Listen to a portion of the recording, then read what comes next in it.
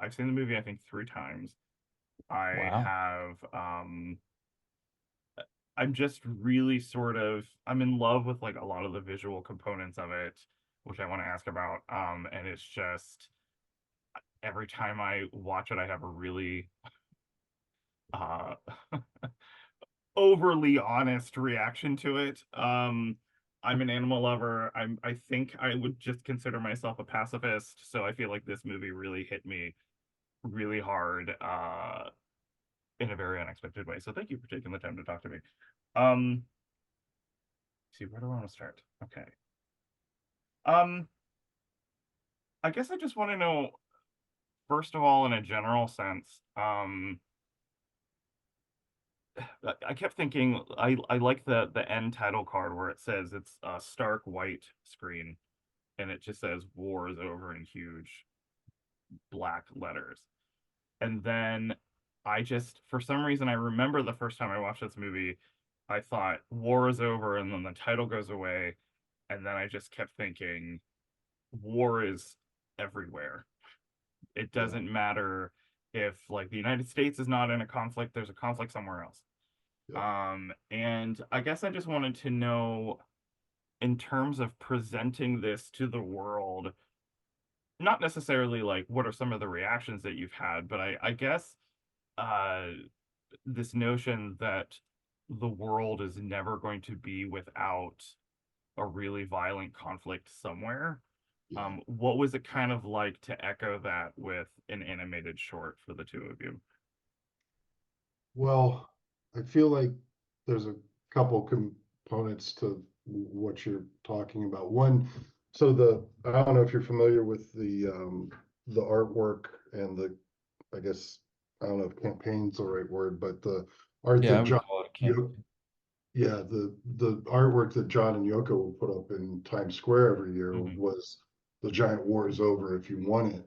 And Hmm. so, when we're trying to pay homage to that, their song, their message, the sort of the peace movement that they were, have infused into a holiday, Christmas song, we looked really closely at that imagery and, if we didn't do that, we would feel like we weren't really paying homage to what they were trying to say and what they were trying to do, because it's stark, it's a very specific font, it's in your face, and it makes you really, for me, for us, I would say, I'm speaking for Brad too, like, I just think when you see it, it really makes you stop and think for a second. Like, what do you mean it's over if you want it? That's so naive. Hmm. That's such a, like, it's such an idealist, view of the world. But the truth is that there's so many different ways to resolve conflict. Um, I have a story about a person I sat next to on the plane and was so convinced that she had different beliefs as me. And I said, well, let's just talk. Hmm.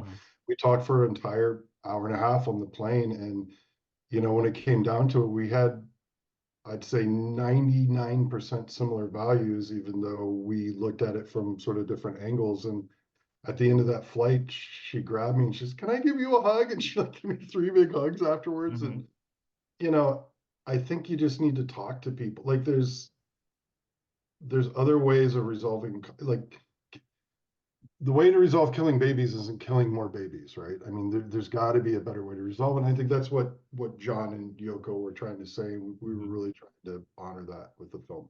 Yeah, and I think from day one, like we had to figure the film out, of course, but we always knew how that those cards would be at the end. Like, it's something that is so simple and so brilliant from John and Yoko that they disguised this message in a, perennial Christmas pop song. It's embedded in there that there are still people that listen to that song every year that have no idea what it means. They just don't. Yeah. But for us, like the brilliance behind it, because it's so ironic and it seems like a naive statement, but it's not. It's complex. And Hmm. the way John and Yoko, if you listen to the original interviews, the way they think about it and talk about it, it's a great point. It's almost this kind of weird paradox. Like, Mm. if you want it, like we're not naive as humans to think that there aren't going to keep being war after war after war, but it's this amazing moment to stop and ask yourself, like, if human beings wanted to stop these wars, they could do it. If you want it, if you want to stop war, you can do it. Collectively, as a human race, we could do it. We don't, but we could. That's possible. Yeah, the seeing the words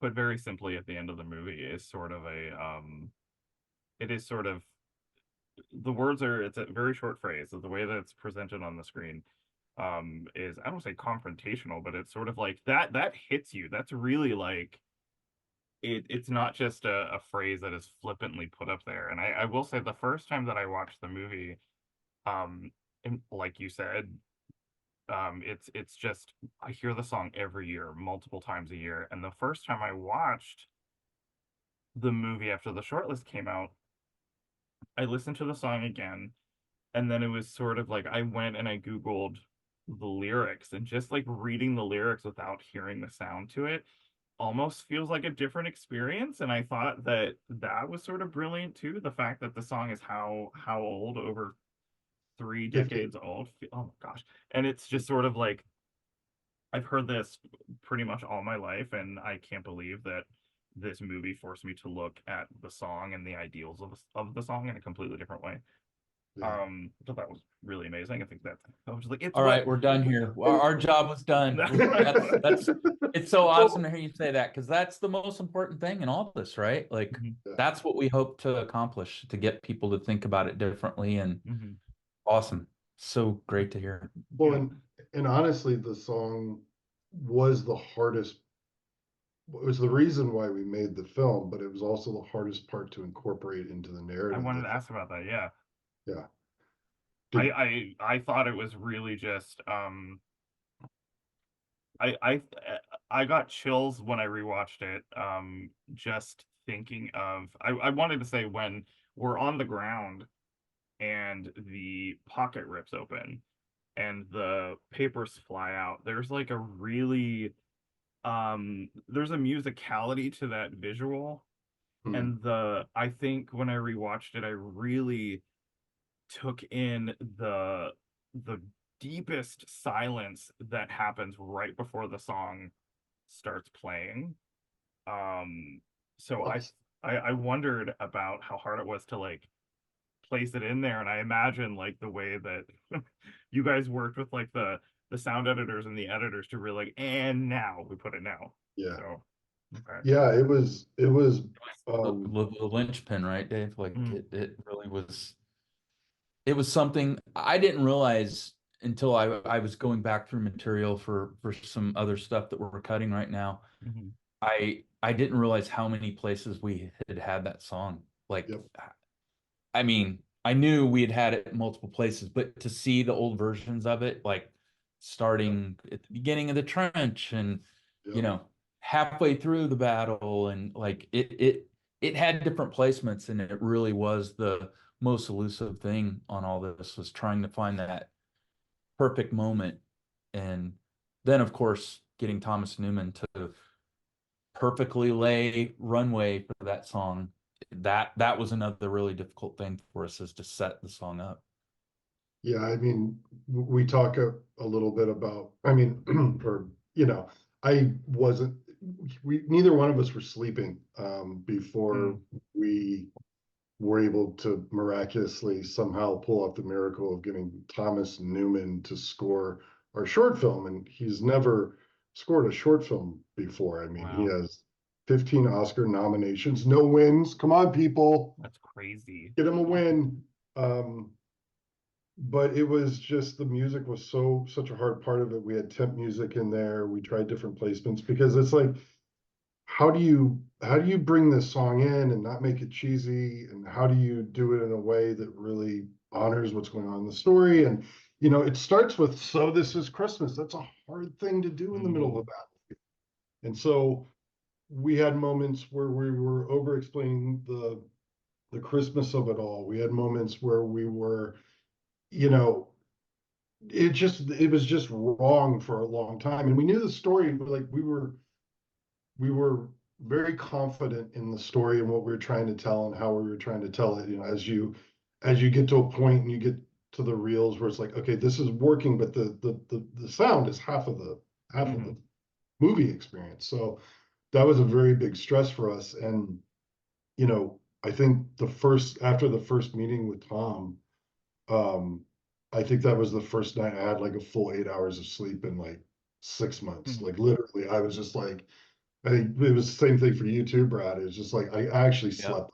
It was it was such a relief the way he approached it and the way because we had a conversation. Like when I originally wrote the script, you know, the first line of the script is it starts off and says, you know, we hear um, four notes from the chorus of War is Over that is in the score, but you can't really tell it's the song, but we're kind of reflecting that. And I kind of do a minor note to kind of like hide it even more. And we tried that for a long time.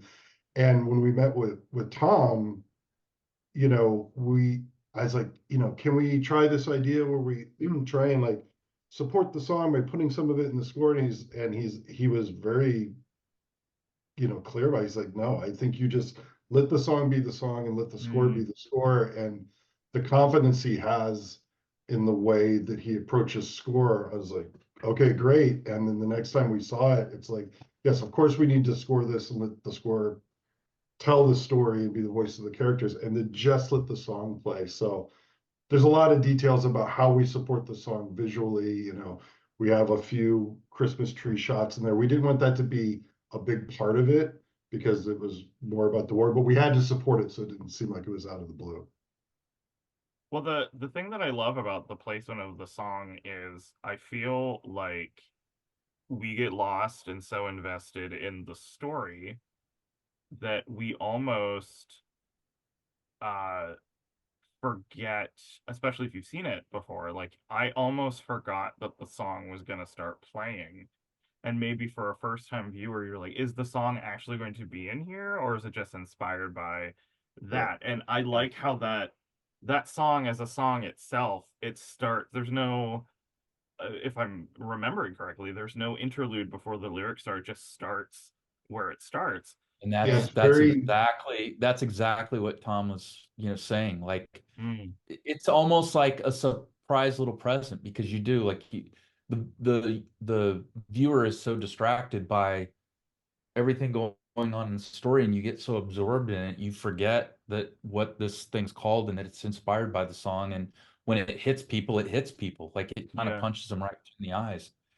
Yeah, it's like and just visually like where we are placed with the soldiers, it's like we are literally in hell, yeah, and the song is almost like trying to yank you out of it, yes. which I love. Because I I even feel like some people would just be like, oh, like when you're so involved with where you are placed in a story, like I in a weird way I was like, all right, we ourselves as viewers, we are now physically into the conflict, and it's yeah. um I do want to ask about um putting the audience immediately into the point of view of a pigeon, just because something else that I loved upon a rewatch is that we hear the sounds of explosions and war, but then I love how the sound of the fluttering of his wings gets a little louder and a little louder. And I like how like if the You're conf making my day, man. You're just so making my day. I'm just a That, giant nerd. But it's like I like how like if the conflict is here, the pigeon's not all the way up here, it's like right here. Um and I just wanted to know about immersing us in that. Do you guys think that is risky? Do you think I don't know, I just felt like we as an audience have such a kinship with a person who is not a person, a being that is not on a side. It's literally flying back and forth. Um, yeah, I guess just tell me, putting us into the eyesight of a pigeon as our main first focus. Yeah, it's well, we knew that it would be difficult to get people to really feel the gut punch of the real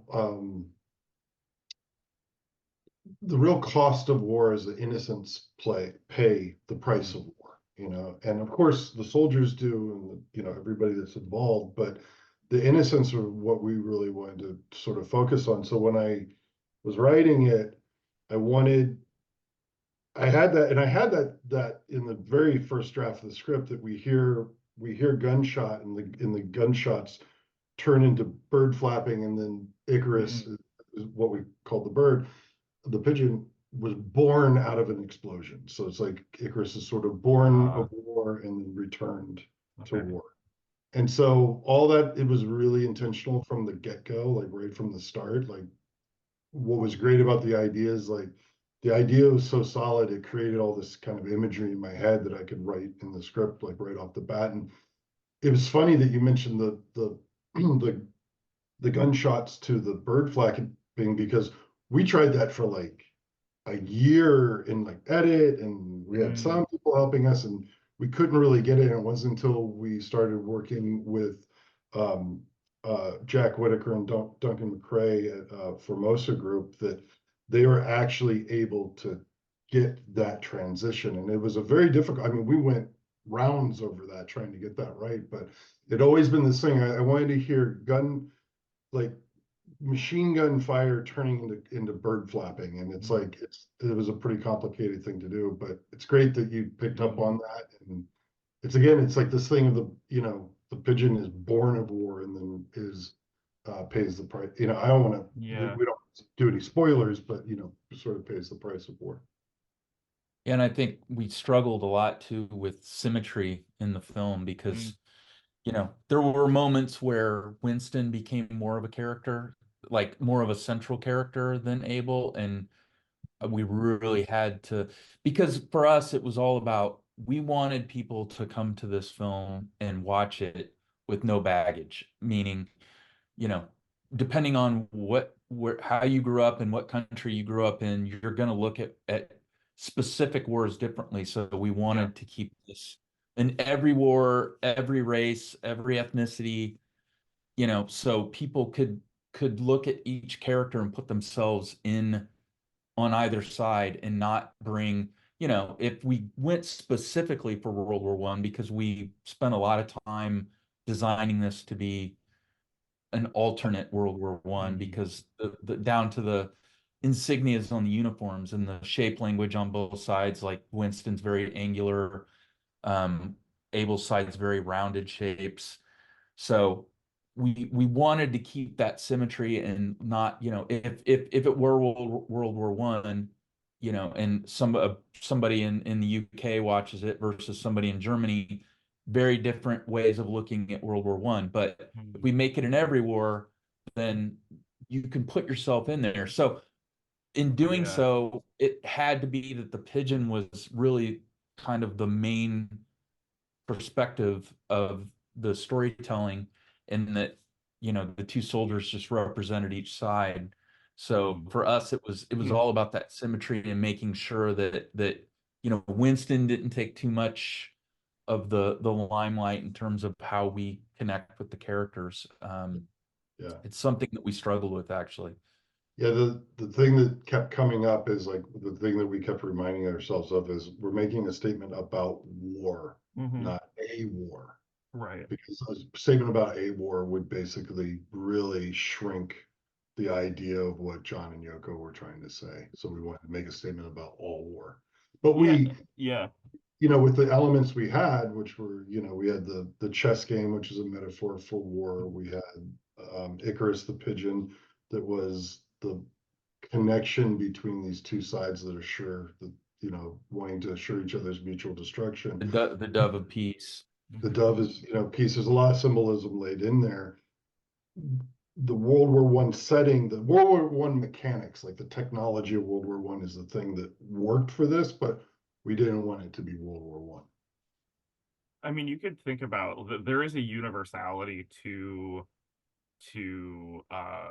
the themes and story. But no, I love that about it. I love that there's a familiarity there where we could sort of sink ourselves into it, but there I like that it's not so specific that I agree that it would totally shrink Yeah. our viewpoint of it. I love that about it. And one, oh, I'm sorry. Oh I no, was just that's all. saying, one of the things about the sound design is, um, I specifically wanted to pull, um, devices of war, weapons of war from different conflicts. So you'll Mm, notice when he's in the trench, if you listen closely, there's a Black Hawk helicopter that goes mm, overhead. There's no God. obviously Black Hawk helicopters in World War One. We pulled stuff from the Falkland Islands, from Korea, from the Middle East, from like World War II, World War One. We just tried to pull from everywhere because we didn't want sonically we didn't want anybody to be able to land on what this was. So we tried to do it across the board. And that, And we didn't want people to yeah. really notice it. We wanted people to feel it, you know, like Mm, subconsciously. Like you may not even recognize, hopefully, if we did our job right, that you don't go, oh, wow, that's a Black Hawk helicopter. That there wasn't one of those in World War One. So it's meant to jar people subconsciously and pull them out of World War One specifically and more into this kind of, mm. you know, alternate every war. That even creates like a subconscious tether in our brains almost. Like violence can connect to another act of violence, can connect to another conflict without specifically going to those places Yeah. specifically. That's really cool. Um, I did want to ask briefly about I wanted to know how hard it was to settle on the color red because I like that other than like the snow and the sky, we get a lot of browns, a lot of greens. But I think the two moments where I really noticed, obviously the color red is the footprint shot, which made me just think that, the conflict has been going on for so long that like blood and violence has seeped into the earth. When he is thrown into the So fighting. Brad and I are just looking at each other and smiling right now. This is like this is so you've picked up on so many of the things that we've been trying to put in there. So thank you. You're Sorry. welcome. Oh no, I'll it's let okay. The when he sees violence like quite literally next to him and it splatters him in the face, that is so, well, it's obviously jarring because it's violent, but it's also like that color is yeah, so bright and it's yeah, so vivid as if it threatens like the color of red, the color of blood threatens to like taint the entire picture. yep. And I guess I wanted to know how hard it was to pinpoint that shade with the Well, images. I mean, blood is obviously a very specific color. Right. And again, like from the script stage, um, I knew so one thing I like to do, and my favorite filmmakers do this, Miyazaki does it all the time. He will take two primal elements, whether it's like um there's a boat in the desert, or I'm trying to think of specific Miyazaki examples, but like giant mushrooms, for example, it tells a Mm, story about what's happened to the earth in sand. So if you could take two primal elements and combine them, like there's water in a house, right? In your brain it tells a story. You see a burnt out car on the side of the road. It tells the story just like mm, that. You don't have to say anything. So for me, I like to really think about that and like, okay, what two primal elements do we combine to boil this story down to those two single elements? And for me, it was snow and blood. mm. And so Well, this idea of that shot in particular, because we worked really hard on figuring out that shot and how to get it, and we reshot it, and it was at a certain point it was out of the film, and I was pulling out my hair, and Brad's like fighting to get it back in because he knew how important it was. Thank you, Yeah. Brad. I love you. he Uh, he he Dave, for runtime and for storytelling, had pulled that shot out, and literally right after that meeting I got on with the producer at Weta, I'm like, don't worry, that shot will be back. because I knew that it was too important. It is the key image of the film. I think it sums the whole film up. Yeah. It's like it's kind of like the death of the American dream shot in Godfather, like the amber waves of grain where they're dumping the body Yeah. next to the Hudson River or whatever. Like, it's to me it's that important of a shot. So to think that we cut it, of course, like you in filmmaking, you kill your babies all day long in terms of like things that you think you can't live without. You have to cut it and see how it plays and live with it. And that's how this stuff finds its way back in. It's too important of a shot to have left permanently. Yeah. So Yeah. It's very the poetic. to the use of red, yeah, that was very intentional. You look at a movie like The Sixth Sense and you see how clever M. Night Shyamalan was with the use of red. And that, I mean, like, look, it's been done everywhere in cinema. But for us, like that idea that a foot would step into pristine snow and what was left is blood filling in the footprint. For me, like from the bat, like that was such a great way of visually telling the story of what's been happening without a bunch of exposition or other Yeah. stuff. So you're always trying to figure out like how best to quickly tell that in a primal way that's visual. I I immediately got the feeling it's just like, you know, nature or like Mother Nature gives us this beautiful, angelic, pure image, and like, look what We've the done with actions it. of man has done with it. That's what it's just so it's sad. Um it's a really sad image, but it's just a very striking it's a very striking one. Okay. I feel like I could talk to you guys forever about this movie. Um, Unfortunately, I do have to let you guys go, but I just, as if you couldn't tell already, I just love it so much. I think it's Well, really beautiful. It has sure. so much to say, and I feel like I said, I could dissect this with you for a while. So, congratulate you. Congratulations on the nomination. Thank you. Yeah, you're welcome. I think it's Thanks, Joey. um, a really beautiful feat what this is, and I can't wait for more people to see it. I Let's really, do. yeah, yeah. Well, thank Well, you guys. I think it's official now. I'm literally about ready to sign the deal after this call, but it'll actually be in theaters, I think starting February 16th with Oh, great. all the other Oscar shorts. So the I live action and the Yeah, shorts TV.